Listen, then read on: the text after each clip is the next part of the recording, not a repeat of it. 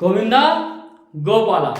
Hello my dear friends, आप लोगों का बहुत बहुत स्वागत है बालाजी इंडियन कोर्स में और सी की लास्ट क्लास में। आज सी लैंग्वेज का हम फाइनल क्लास कर रहे हैं और इसमें हम केवल आपको एक गाइडलाइन बनाने जा रहे हैं कि हम प्रोग्राम जब बनाते हैं, कोई भी प्रोजेक्ट बनाते हैं तो हमें क्या करना चाहिए। ये जनरल केवल सी बस के लिए नहीं है, हर एक लैंग्वेजेस के लिए है। हर कोई प्रोजेक्ट आप जब बनाते हैं तो उसको आपको देखना होता है, इसको जो है तो हमें तैयार करना होता है कि हमें किस तरीके से हमको हैंडल करें, इस प्रोजेक्ट को हमें कैसे हैंडल करना है। तो वो मैं आपको बताने जा रहा हूँ। तो हमारा क्या है टॉपिक आज का,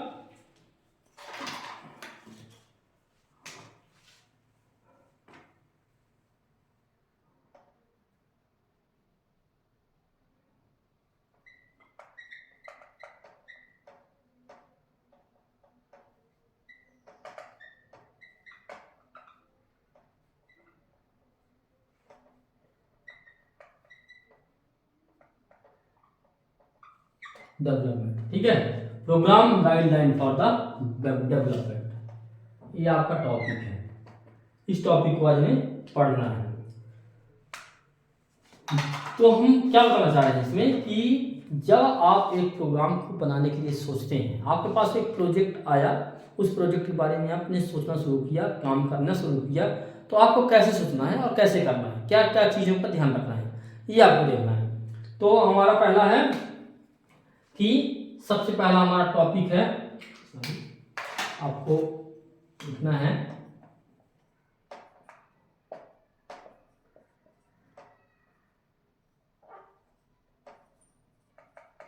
प्रोग्राम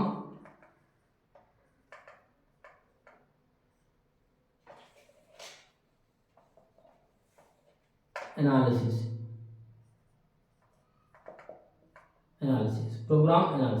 प्रोग्राम एनालिसिस है क्या चीज, पहले तो आप इसको समझिए। जैसे मान लीजिए कि आपको एक प्रोजेक्ट आया, उसको आपको सबसे पहले देखना है, समझना है कि है क्या चीज़।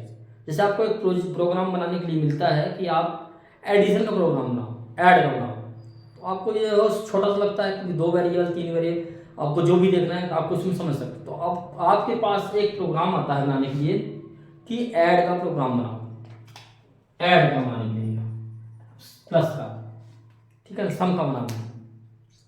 अब आपको सबसे पहले आपको ये नहीं है कि 2 ही वेरिएबल को हमें ऐड करना है, हो सकता है 3 वेरिएबल भी हो, 4 वेरिएबल भी हो सकता है कोई इक्वेशन हो ऐड करने के लिए।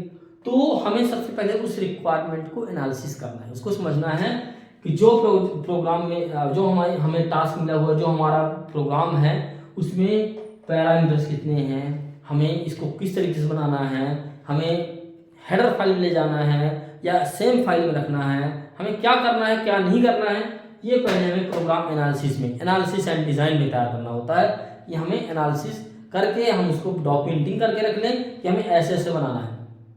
इस तरीके से ये आपका पहला सबसे पहला काम आपका यही होता है कि आप प्रोग्राम एनालिसिस करें, ठीक है ना।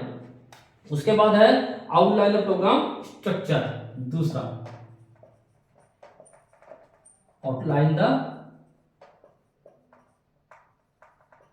प्रोग्राम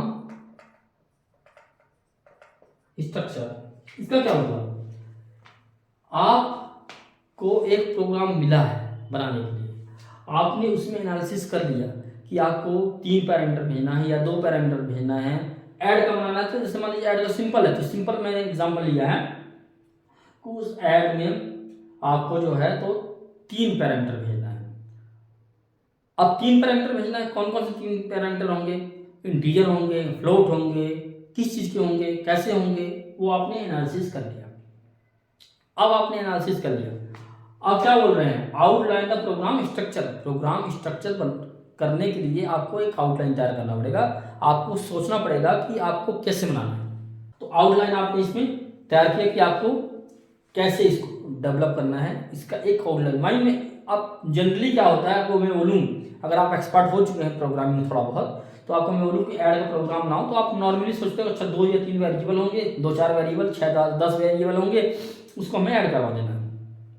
तो आपके माइंड में एक आउटलाइन तैयार हो गया उस चीज़ का। तो तो वही आउटलाइन आपको तैयार करना है अपने मन में, ठीक है। अब तीसरा क्या है, थर्ड है आपका एल्गोरिथम डेवलपमेंट।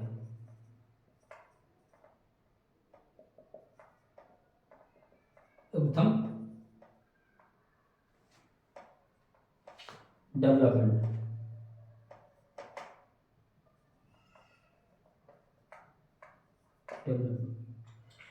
ये मैंने आपको शुरू में सबसे पहले बताया था, एल्गोरिथम डेवलपमेंट मैंने आपको करके दिखाया था। अब हमारे यहाँ पे डॉक्यूमेंटेशन स्टेट तैयार हो जाता है, आपको डॉक्यूमेंट बनाने का तैयार हो जाता है, डॉक्यूमेंटिंग करने के लिए आपने सोच लिया, समझ लिया, उसके बाद आपने मन में तैयार कर लिया कि आपको कैसे कैसे बनाना है, आपका ये चीज़ तैयार हुआ। क्योंकि आप जब तक आपके मन में नहीं तैयार होगी कोई चीज़, तब तक आप उसका एल्गोरिथम नहीं लिख सकते हैं। तो आप पहले उसके मन में तैयार कीजिए, अपने मन में कि कैसे कैसे बनेगा, सोचिए, आउटलाइन उसका तैयार कीजिए कि हम ऐसे से ऐसे करेंगे, ऐसे से ऐसे, एक रफ वर्क कर लीजिए कि हम पहले इसको ऐसे करेंगे, फिर इसको ऐसे करेंगे, फिर इसको ऐसे करेंगे, फिर हमारा आउटपुट आएगा। उसके बाद हम बनाएंगे एल्गोरिथम। अब हमारे यहाँ पे प्रॉपर डॉक्यूमेंटेशन प्रोसेस स्टार्ट हो गया। एल्गोरिथम हम बनाएंगे, एल्गोरिथम हम करने के लिए स्टेप बाय स्टेप करेंगे, लिखेंगे डॉक्यूमेंट में। पहले हम क्या लिखेंगे, पहले वेरिएबल लिखेंगे, पहले डिक्लेयर करेंगे क्या करेंगे, फिर ऐड करेंगे, फिर रिजल्ट रिटर्न करेंगे, कैसे करेंगे वो आपको करना है।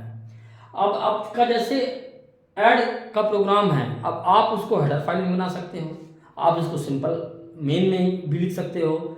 इसकी यूजबिलिटी देखते हुए आपको आउटलाइन तैयार करना है, फिर उसका जो है, तो अब आप इसको अलग सेम फाइल में अलग फंक्शंस बना के भी यूज कर सकते हैं। आप उस फंक्शन को आप यहाँ पे एल्गोरिथम में लिख लेंगे कि कैसे हम एक अलग फाइल बनाएंगे, उसमें फंक्शन लिखेंगे, हेडर फाइल बनाएंगे, क्या करेंगे, उसको आप एल्गोरिथम में स्टेप बाय स्टेप डालेंगे।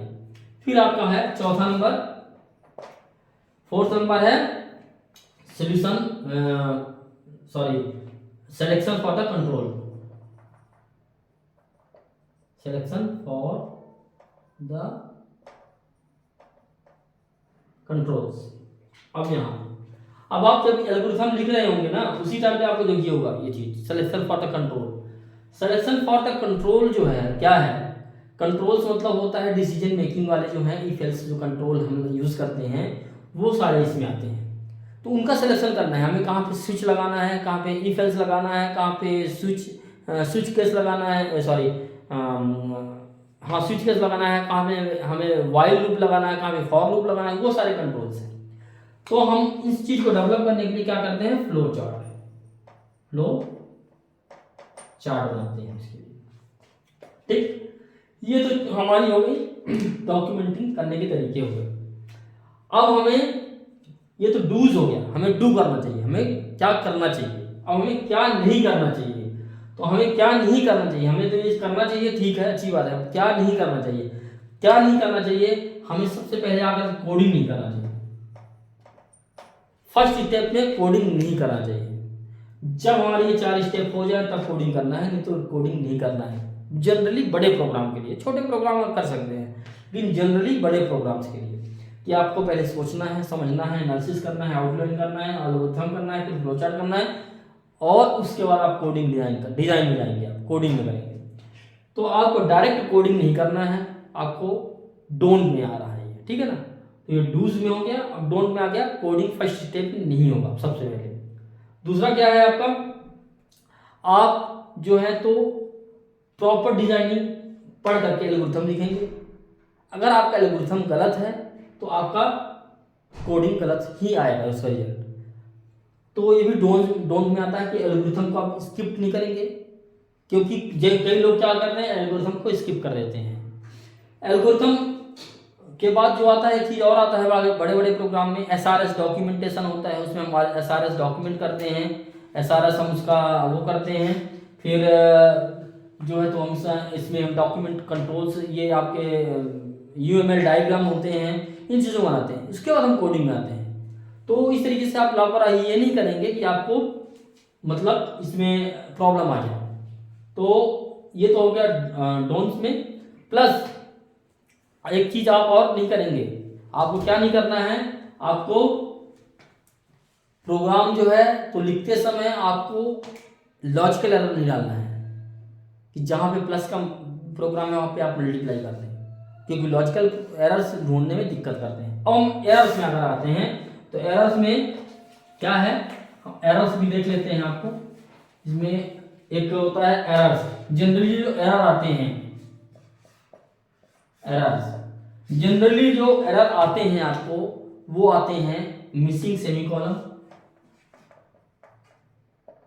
मिसिंग सेमीकोलन आता है। फिर लास्ट में सेमीकोलन अगर आप नहीं डालते हैं तो स्टेटमेंट टर्मिनेशन नहीं देता है और वो एरर देने लगता है। दूसरा आपका आता है मिसिंग ब्रेसेस,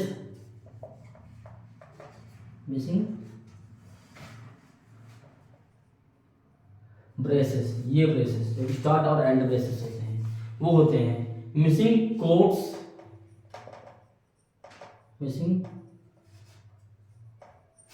ये डबल कोट जो आते हैं, डबल कोट और सिंगल कोट होते हैं, ठीक है ना। और एक होता है अनडिक्लेयर्ड वेरिएबल। इन चीजों का विशेष ध्यान रखना चाहिए, इन चीजों का विशेष ध्यान रखना पड़ेगा हमें। क्यों रखना पड़ेगा? क्योंकि हमारे पास क्या है, ये छोटी छोटी प्रॉब्लम आती है कि वो एरर दिखाने लगता है हालांकि, लेकिन हमें विशेष ध्यान रखना चाहिए कि वेरिएबल अगर हमने डिफाइन नहीं किया वेरिएबल को सम के नाम से और हमने यूज किया है तो वो भी एरर देगा। तो इसलिए आपको जो है तो इनको समझ के चलना है कि ये सारी चीजें फॉलो करना चाहिए। अब देखो, एक होता है हमारा प्रोग्राम टेस्टिंग एंड डिबगिंग, ठीक है ना। ये एरर्स जनरल एरर्स हैं, बाकी मैंने एरर्स आपको पढ़ाया है, एक क्लास ही मैंने किया है पहले, उसमें एरर्स के बारे में लिखा हुआ है, पूरा बताया है मैंने कि कितने तरह के एरर होते हैं। तो आप उनको थोड़ा देखिएगा। सिमेट्रिकल एरर होता है, आपका कॉमन एरर होता है, तो आप उसको देखिएगा जाकर के, आपको समझ में आएगा इसके बारे में थोड़ा सा। एक होता है प्रोग्राम टेस्टिंग एंड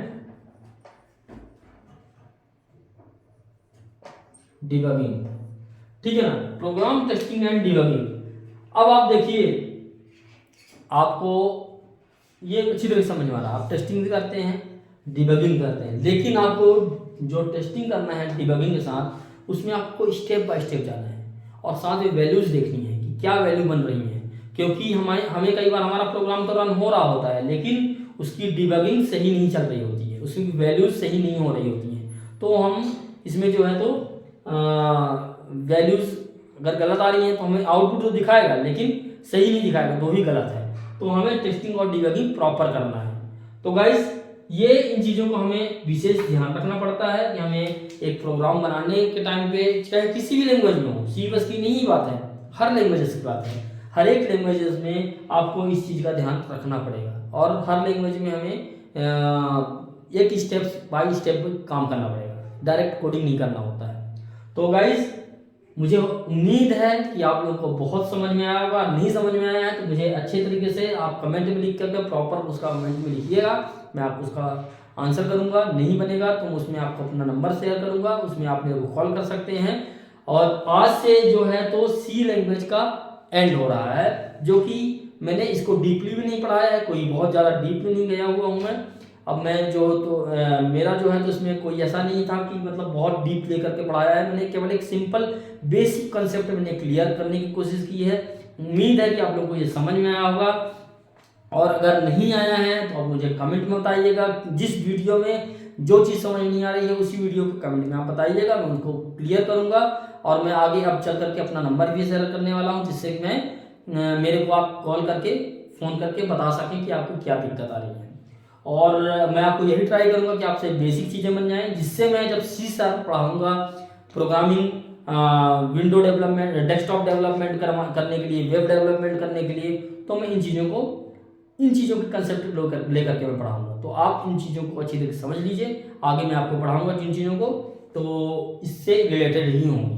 तो ये तो बेस है, जैसे हम ABCD पढ़ते हैं पहली क्लास में, और फिर वो 12th तक या लाइफ टाइम तक वो जो है ABCD के यूज़ होते रहते हैं, भले हम उसको ABCD नहीं पढ़ रहे होते हैं। जैसे हम वर्ड और कैरेक्टर्स इन चीज़ों को पढ़ रहे होते हैं, लेकिन हमें है तो वो ABCD में ही, वैसे ही ये ABCD है C का। लैंग्वेज का ABCD है। अब हम आगे जो है तो नेक्स्ट पड़ाव में पढ़ेंगे ऑब्जेक्ट ओरिएंटेड प्रोग्रामिंग, और अभी हम थोड़ा सा सिंपली बताऊंगा मैं इसका C++ का थोड़ा सा ही पढ़ाऊंगा, इसमें ज़्यादा मेरे को नहीं पढ़ाना है। क्यों नहीं पढ़ाना है? क्योंकि मेरे को C# पढ़ाना है और विजुअल बेसिक पढ़ाना है, इसलिए मैं ज़्यादा डीप नहीं जाऊँगा।